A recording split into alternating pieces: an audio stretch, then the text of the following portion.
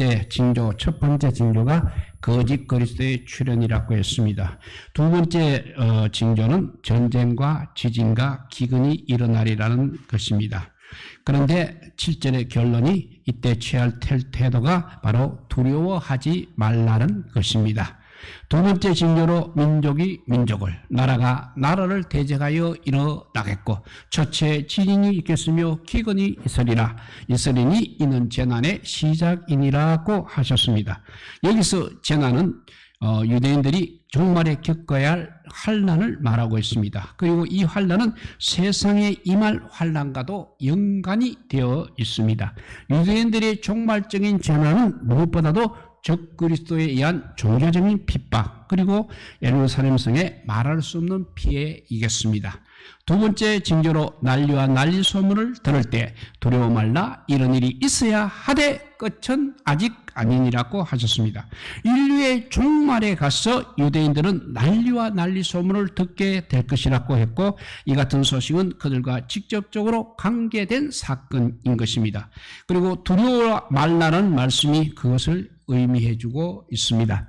이 같은 난리 소문은 인류의 종말에 중동 지역에서는 그야말로 끊임없이 분쟁이 일어날 것이라는 것입니다. 이런 분쟁은 이스라엘과 직접 연관된 분쟁일 것입니다.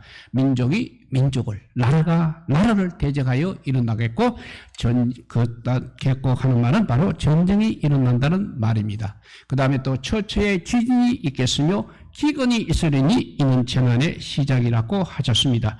여기서 재난이라는 것은 유대인들이 종말에 겪어야 할 환난을 말하고 있습니다. 그리고 이 환난은 세상에 임할 환난과도 연관이 되어 있습니다.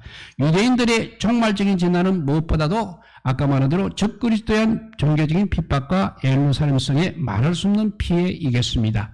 여기서 지진은 자연재해의 징조입니다. 그리고 전쟁은 또 인간재해에 의한 나타나는 징조입니다.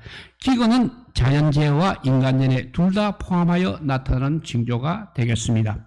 인간의 범죄로 발생하는 징조는 구약에 보면 전쟁, 또 기근, 온역과 성도의 옥의 갇힘, 이렇게 네 가지로 나타나고 있습니다. 이 네 가지 환난은 늘 하나님의 징계로 강조가 되어 있습니다.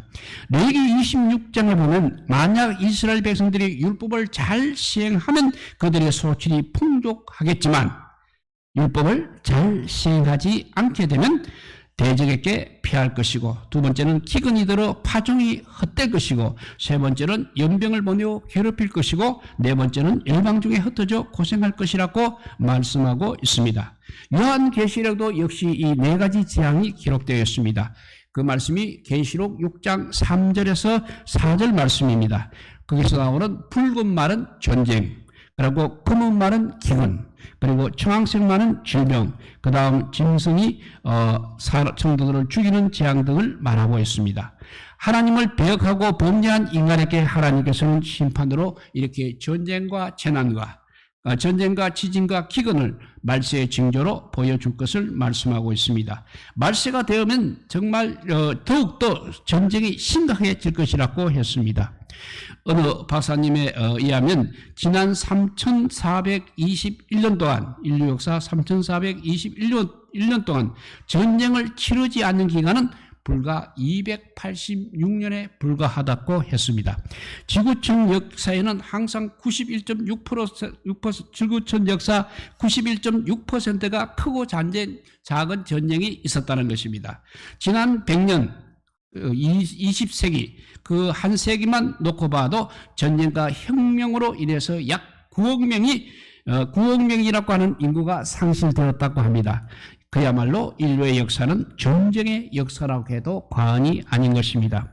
1차 대전 때는 사망자가 854만 명, 부상자가 2121만 명의 피해를 보았습니다. 그리고 2차 대전은 더 많습니다. 전사자가 2700만 명, 민간인 희생자가, 그중에 민간인 희생자가 250만 명이 나왔으며 2,500만 명이 나왔습니다. 그리고 다음에 있을 핵전쟁은 결국 우리 인류를 파멸로 몰아갈 것입니다. 미국이 최초로 사용한 핵무기는 우리가 아는 대로 1945년 8월 6일 8시 15분 히로시마에 떨어졌습니다. 희생자들의 수는 히로시마에서 100만 명 내지 200만 명의 사망자가 생겼다고 합니다. 그리고 그 30년 이후에도 여전히 방사선 오염으로 1년에 3,000명 비율로 해마다 죽어가고 있다고 합니다. 그런데 그럼에도 불구하고 지구상에는 이미 3만 7천 여기에 핵탄두가 있습니다. 만약 핵전쟁이 일어나게 되면 미국과 러시아가 가진 핵탄두만으로도 지구를 41번이나 파괴할 수 있다고 합니다.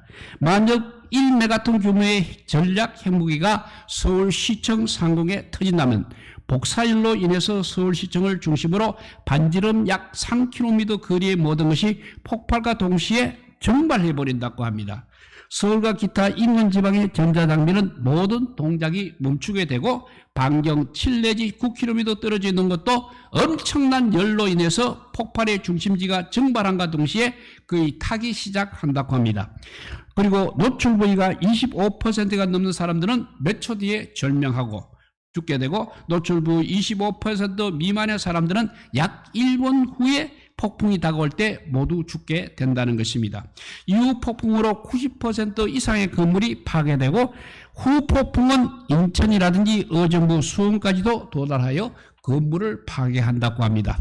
또 이것으로 끝나는 것이 아니라 눈처럼 떨어지는 부연재 같은 그 낙진, 그것으로 인해서 노출된 사람은 2주 내지는 길게는 6개월 안에 엄청난 고통을 받으며 역시 죽게 된다고 합니다. 이 하나의 원자폭탄으로 서울의 모든 80~90% 건물이 파괴되고 서울 인구 1,000만 명 중에 2만 명은 적사요, 약 200만 명은 고통 속에서 몸부림치다 사망하고 약 300만 명은 2주 내지 6개월 안에 사망하게 되며 그래서 결국 우리나라 인구 중 1,000만에서 1,200만 정도가 죽게 된다는 예상입니다.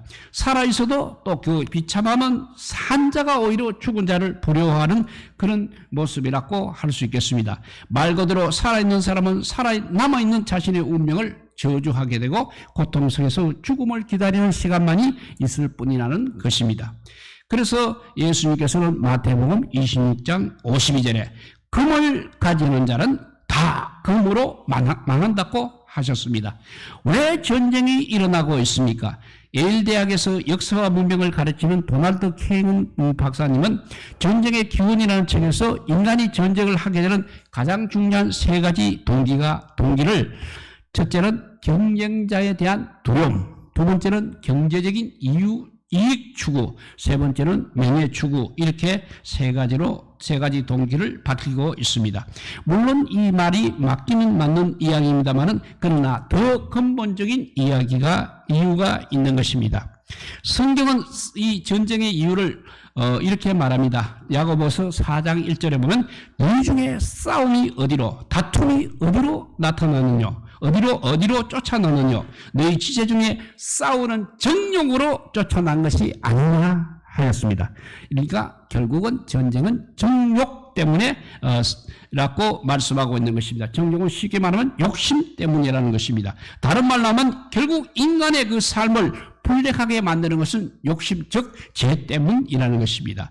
보이지는 않지만 뿌리는 인간의 탐욕에 있는 것입니다. 이 인간 탐욕은 종말을 부르는 재앙의 징조로 나타나고 있습니다.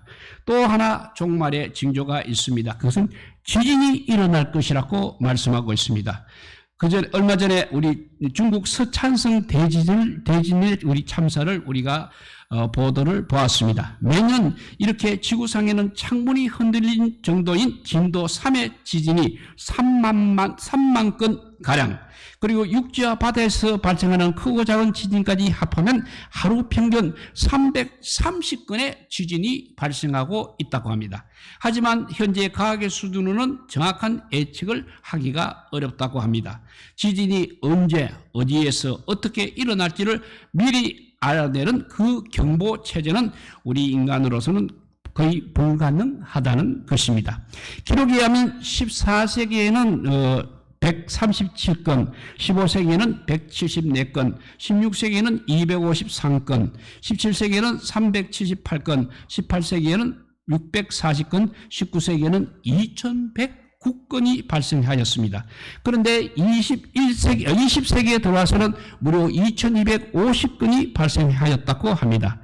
현대 지진학자인 존 밀럭은 AD 7년에서 1899년까지 발생한 대지진 4151건, 그리고 1715년에서 1783년까지 지진 사망자가 137만 명, 1915년부터 1983년 지진 사망자가 120만 명으로 추정하고 있습니다. 이럴 때 우리는 어떤 자세를 가지라고 성경은 말씀하고 있습니까? 결국 우리는 두려워하지 말라고 성경은 우리에게 말씀하고 있습니다. 왜 그렇습니까? 또 성경은 아직 끝이 아니기 때문이라고 합니다. 그러니까 시작에 불과하다는 것입니다. 성경은 지진이 죄를 범한 자를 위해서 심판위기에서 사용되고 있고, 그 다음에 하나님께 회개하지 않는 자를 징벌하기 위해서도 사용되며, 여호와를 알게 하기 위하여, 그리고 세상의 끝날을 알려주기 위하여, 그리고 세상의 최종적 대심판 도구로 지진이 때때로 사용되고 있다는 것을 우리가 성경을 통해서 알 수 있습니다. 성경에 기록된 최초의 지진은 소돔과 고모라에 나타난 지진입니다.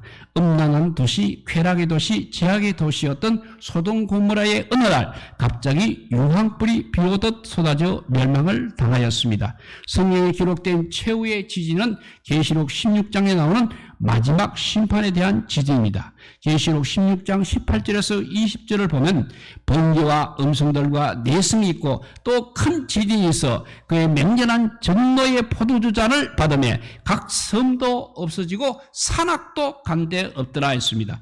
타락한 바벨론 문명에 대한 하나님의 징계 앞에 안전지대는 없는 것입니다. 하나님이 지진을 가지고 땅을 흔들어 땅이 입을 벌릴 때 붉은 용암이 치솟게 되고 그 불이 인류 문화를 태울 뿐 아니라 땅이 벌린 그 큰 입이 인류와 인류 문화를 삼켜버린다는 것입니다. 그런데 안전지대가 있습니다. 바로 그리스도, 예수 그리스도 안입니다. 마지막 지진이 있는 그날 예수 그리스도 안에 있는 자만 살 수 있다는 것입니다. 종말을 믿는 사람들은 종말을 믿는 예수 그리스도 안에 있는 우리들은 두려워하지 말아야 합니다. 경고의 지진이 난무하는 이 시대의 경각심을 가지고 그리스도 안에서 회개할 것은 빨리 회개하고 전쟁하는 세상의 끝이 있다는 것을 깨닫고 교만하지 말고 겸손하게 믿음을 지켜야 하고 언제 이 땅을 떠나도 우리는 기쁨으로 갈 수 있을 정도로 하나님께 영광 돌리는 삶을 반드시 살아야 한다고 말씀하고 있습니다. 그리고 또 말세의 징조로 기근이 있을 것이라고 말씀하고 있습니다. 계시록 6장 6절에 보면 내가 내 생물 사이로 나는 듯하는 음성을 들으니 가로되 한 데나니에 밀 한 대요 한 데나니에 보리 석 대로다. 또 감람류와 포도주는 해치 말라고 하더라 했습니다. 여기서 말하는 것은 바로 기근으로 물가가 이렇게 엄청나게 오른다는 것입니다. 세계 식량 기구에 의하면 1876년과 1878년 인도 마드라스 한발에 500만 명이 아사했다고 합니다. 그리고 우간다에도 1일에 100만 명씩 아사를 하고 있다고 합니다. 1991년 페르시아만 전원과 아프리카 6년 기근으로 수단, 에티오피아, 앙골라, 모잠빅, 라이베리아 5개국에서 2천만 명이 전쟁과 기근으로 사명을 했다고 합니다. 세계은행과 아시아개발은행은 세계개발도상국 인구 중 11억 1천만 명이 1일 1달러 미만으로 생명을 연장하고 있다고 하고 있습니다. 세계화라는 이름으로 자본이 국경을 넘나들면서 눈덩이처럼 굴리고 있습니다. 평등을 부끄러워하는 자본의 원리에 따라서 소수 이른 집단들에게 자본이 편중되고 있는 것입니다. 미얀마에서는 전체 인구의 5%에 해당되는 중국인들이 미얀마 경제를 완전히 장악하고 있다고 합니다. 1950년대 베트남에서도 인구의 단 1%를 이루고 있을 뿐인 중국인들이 소매업, 금융, 제조업, 운송 분야, 사례 유통과 수출 등 베트남 경제의 모든 측면들을 지배해왔습니다. 현재도 베트남 인구의 3%에 불과한 중국인 소수 집단이 호치민 시장의 활동을 50% 이상 주도하고 있다고 합니다. 전체 인구의 3%에 불과한 중국인들이 인도네시아 민간 경제의 70%를 장악하고 있다고 합니다. 그 밖에 볼리비아, 페루, 가테말라, 에콰도르 이 네 나라에서 토착민 아메리카 인디언들은 여전히 인구의 다수를 유지하고는 있습니다만 소수 집단인 백인들은 시장을 완전히 장악하고 아프리카는 더욱 심각하다고 합니다. 아프리카의 경우 소수의 백인들이 그 지역의 천연자원과 인력을 착취하고 엄청난 부로 자신들만의 지향구역을 만들고 1%의 천국을 누리고 있습니다. 또 성경에 나오는 아브라함과 이삭과 요셉 당시의 기근과 룻, 나오미 당시와 엘리와 엘리사, 에스겔 당시의 기근과는 비교가 되지 않는 기근이 닥쳐올 것입니다. 그러나 결과는 두려워하지 말라고 우리에게 말씀합니다. 왜냐하면 아직 끝이 아니라는 것입니다. 그것으로 세상이 다 끝난 것으로 생각하지 말라는 것입니다. 전쟁이나 지진이나 강황으로 하나님께서 가장 큰 형벌을 내릴 것이라고 생각하지 말라는 것입니다. 8절에 보면 이것은 재난의 시작에 불과하다고 했습니다. 이러한 현상은 하나님께서 주장해 가시는 인류 역사의 과정상 필연적이며 단지 새 시대를 열기 위한 해산의 고통이 시작된 것에 불과하기 때문입니다.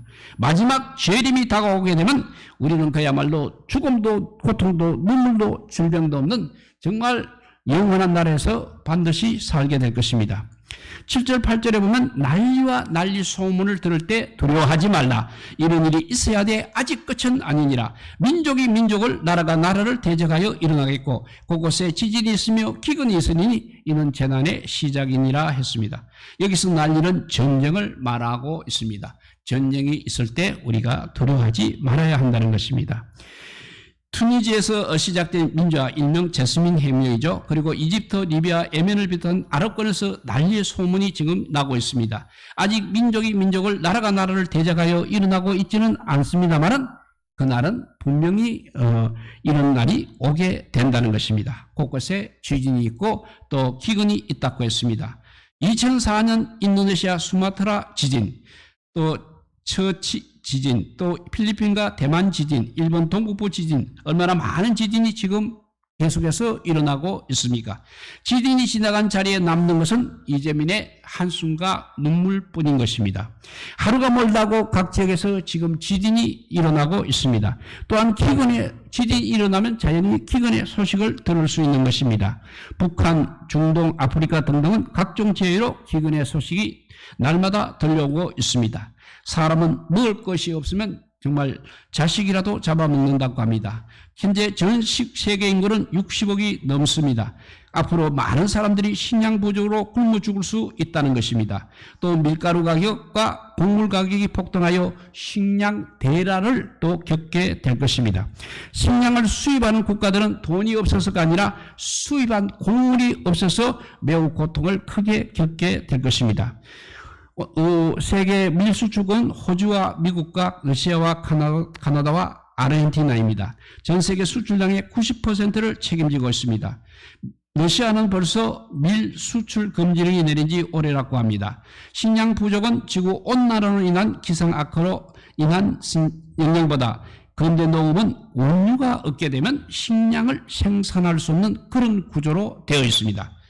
북한이 왜 극심한 식량난을 겪고 있겠습니까? 원유를 수입할 수 없어서 비료를 제대로 생산할 수 없기 때문에 그렇습니다.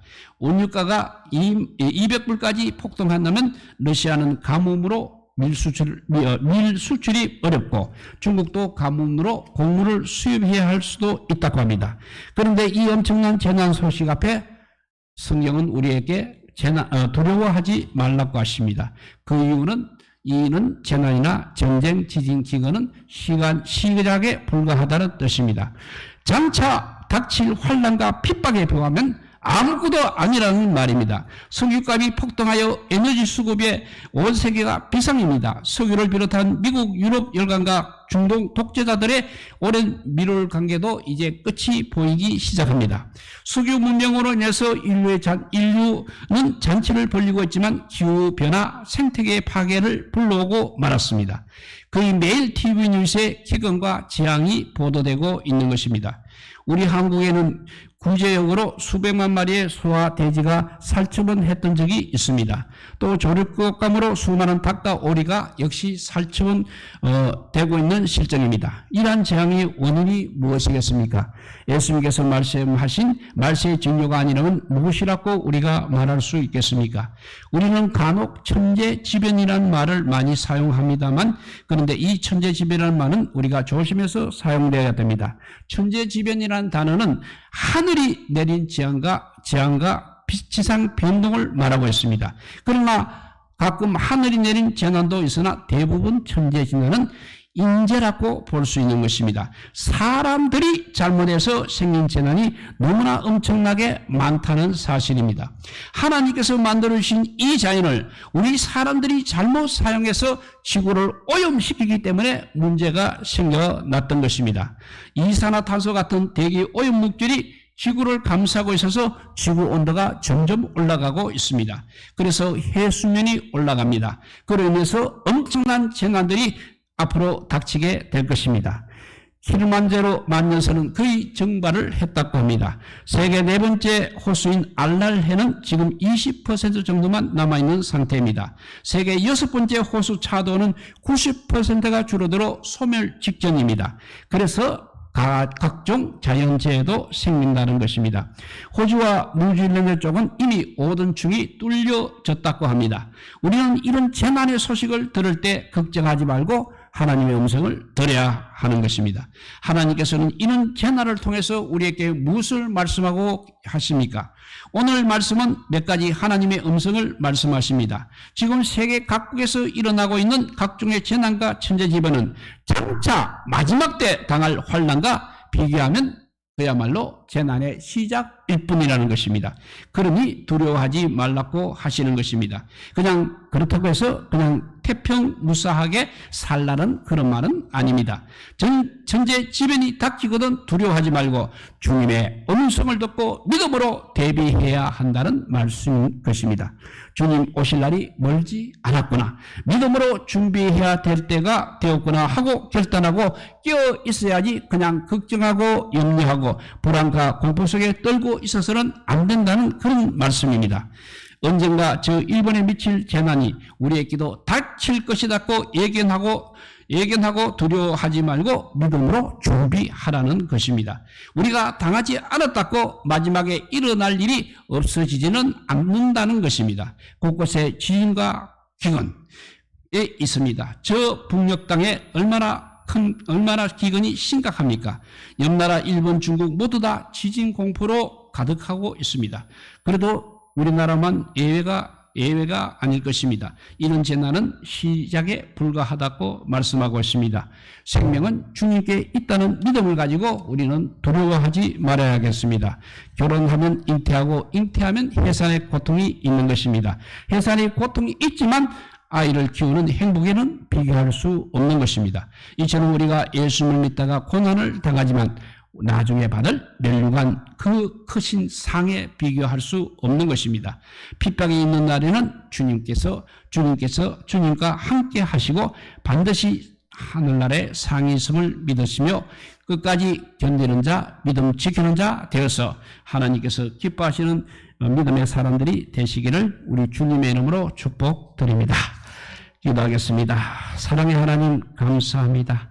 우리 인간이 죄가 너무 많아서 그 죄가 아버지요 욕심으로 표현해서 정말 얼마나 많은 사람들을 죽였습니까? 얼마나 많은 전쟁이 있었습니까? 얼마나 많은 불평등이 있었습니까? 그래도 우리 믿는 사람들은 견디고 이겨야 한다고 합니다. 마지막 때 사탄이 일으킬 환란, 7년 환란에 아버지 그때의 일을 생각하면 지금은 그냥 시작에 불과하다고 말하고 있습니다. 사탄이 마지막으로 아버지 우리를 죽이려고 할 때 그때 주님의 품 안에 있는 저희들 되게 하여 주시고 지금부터 하나님의 음성을 귀담아 듣고 믿음으로 대비할 수 있는 우리 모두가 되게 하여 주시옵소서. 방법은 주님 앞에 주님 안에 있는 곳밖에 없는데도 불구하고 많은 사람들이 주님을 떠나고 있습니다. 그리고 앞으로 얼마나 많은 사람들이 아버지와 주님을 떠날지 알 수가 없습니다. 그래도 끝까지 주의 말씀을 전하는 저희들 되게 하여 주시고 주의 말씀대로 끝까지 견디는 자 되게 하여 주시고 이기는 자 되게 하여 주시고 주님의 편에 서는 자 되게 하여 주시옵소서. 그래서 주님의 영광을 위해서라면 주의 나라와 그의 의를 위해서라면 우리 모든 것을 다 바칠 수 있는 믿음의 사람들이 되게 하여 주시기를 간절히 빌고 원하올 때 우리 구주 예수 그리스도 이름으로 기도드리옵나이다. 아멘. 네, 찬송가 300